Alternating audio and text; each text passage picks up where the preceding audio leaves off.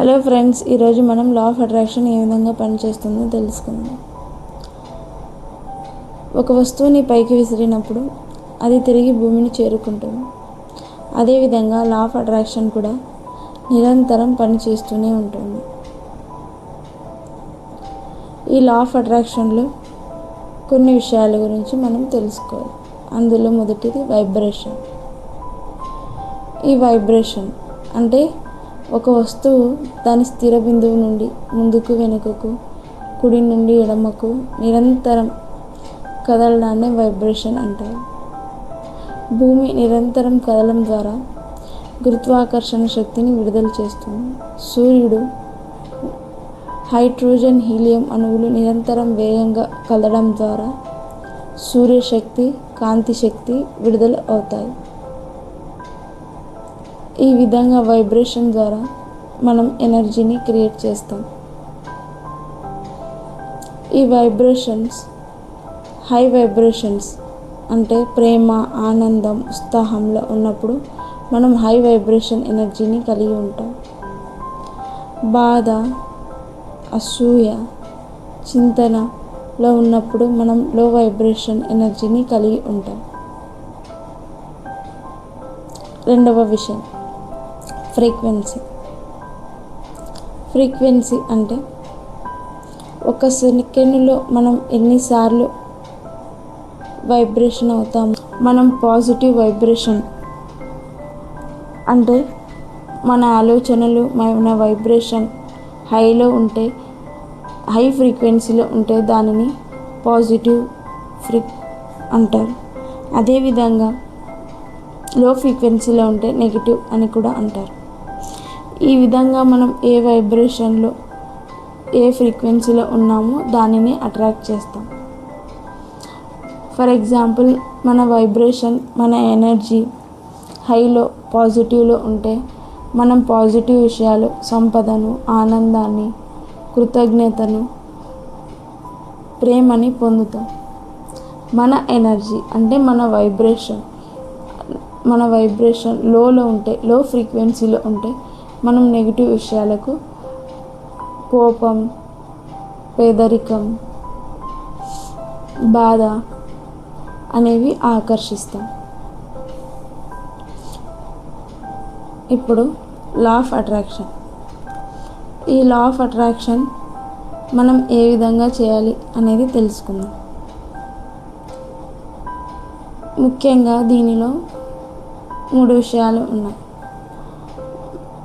Conscious brain, sub conscious brain, body.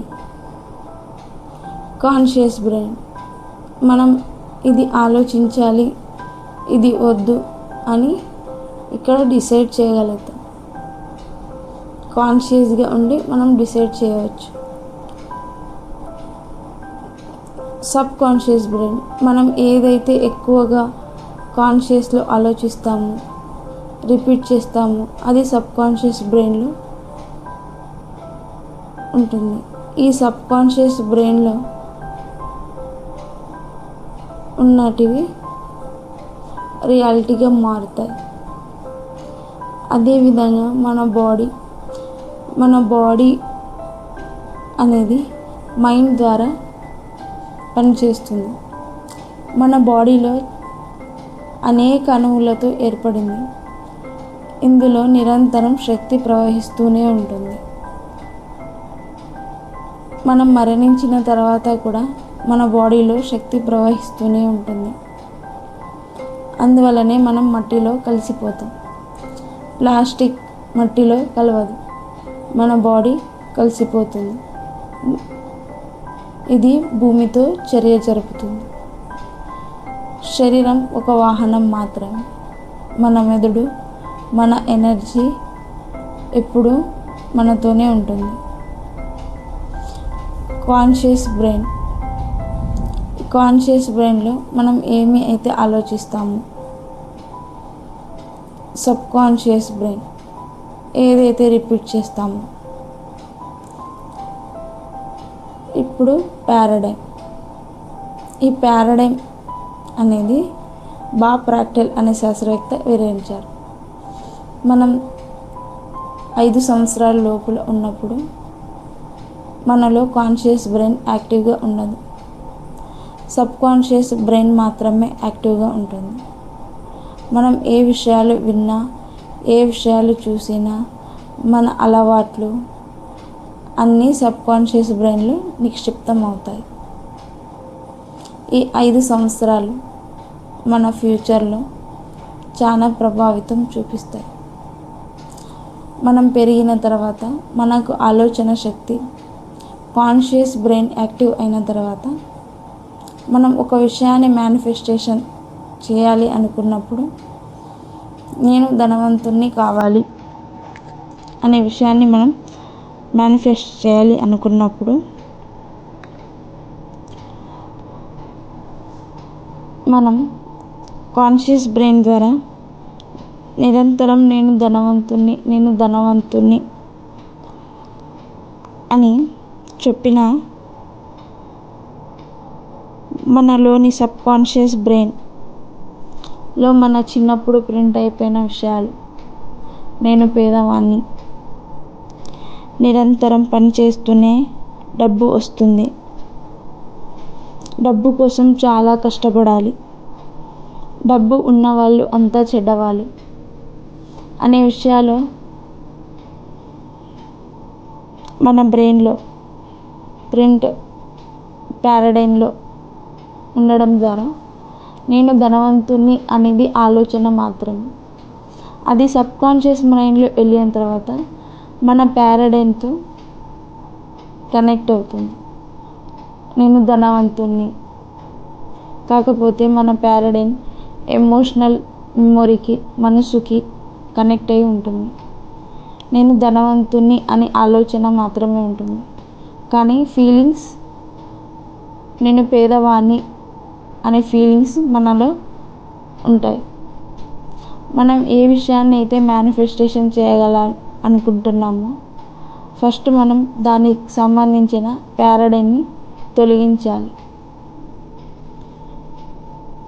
ఈ పారాడైన్ని తొలగించడం కోసం మనం నిరంతరం ధ్యానం చేయాలి.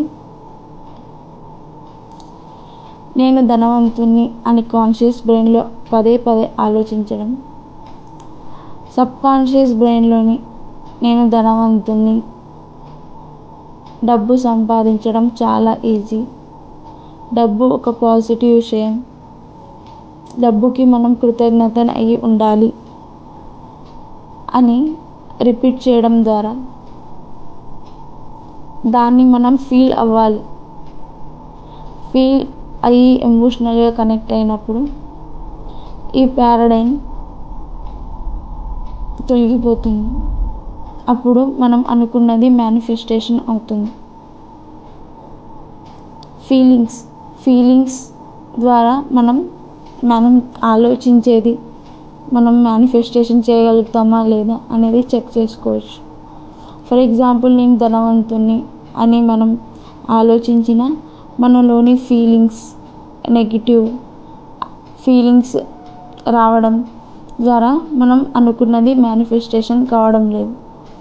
ఎప్పుడైతే మనం పాజిటివ్గా మనం ఏదైతే కోరుకుంటామో దాని గురించి పాజిటివ్ ఆలోచించడం, పాజిటివ్ చెప్పడం, పాజిటివ్గా ఫీల్ అవ్వడం ద్వారా మనం అనుకున్నది మేనిఫెస్టేషన్ అవుతుంది అని మనం చెక్ చేసుకోవచ్చు.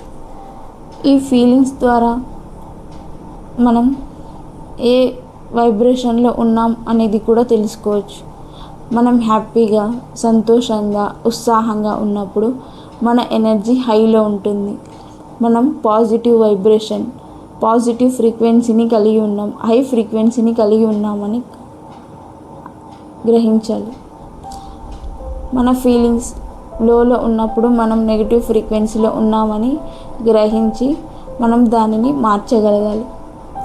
ఈ పారాడైన్ని తొలగించడానికి లేదా మార్చడానికి మనం కొత్తగా ఆలోచించగలగాలి, క్రియేటివ్గా ఆలోచించగలగాలి, ధ్యానం చేయాలి, బలంగా నమ్మాలి. ఇది మనం డైలీ ప్రాక్టీస్ చేయడం ద్వారా పారాడైన్ తొలగిపోయి మనం ఏదైతే మేనిఫెస్టేషన్ చేస్తామో అది మన ముందు రియాలిటీగా వస్తుంది. Thank you so much for watching my video and thank you for everything. ప్యారడైన్ని మార్చుకోండి. ఈ ప్యారడైన్ మార్చడం ద్వారా మనం అనేక విషయాలు నేర్చుకోవచ్చు. ఈ ప్యారడైన్ మార్చడం ద్వారా మనకు లైఫ్ చాలా తేలికగా అయిపోతుంది, ఉత్సాహంగా ఉంటుంది. ప్రేమ, ఆనందం, కృతజ్ఞత అనేవి హై వైబ్రేషనల్ వర్డ్స్. ఎందుకంటే ఇవి తేలికైన ఫీలింగ్స్ని కలిగి ఉంటాయి. ఇవి హై ఫ్రీక్వెన్సీని కూడా కలిగి ఉంటాయి. దేని వేవ్స్ చాలా వేగంగా, తేలికగా ఉండడం వల్ల వేగంగా ప్రవహిస్తాయి. బాధ, కోపం అనేవి లో ఫ్రీక్వెన్సీ వర్డ్. ఇవి ఫీలింగ్స్ చాలా బరువుగా ఉండడం వల్ల ఇవి లో ఫ్రీక్వెన్సీని, నెగిటివ్ని కలిగి ఉంటాయి. కాబట్టి మనం పాజిటివ్గా ఉండి, పాజిటివ్గా ఆలోచించి, మనం ఏమి అయితే మేనిఫెస్టేషన్ చేయాలి అనుకుంటామో ఆ విషయాన్ని అన్ని కోణాల్లో పాజిటివ్గా చూడగలగాలి. ధ్యానం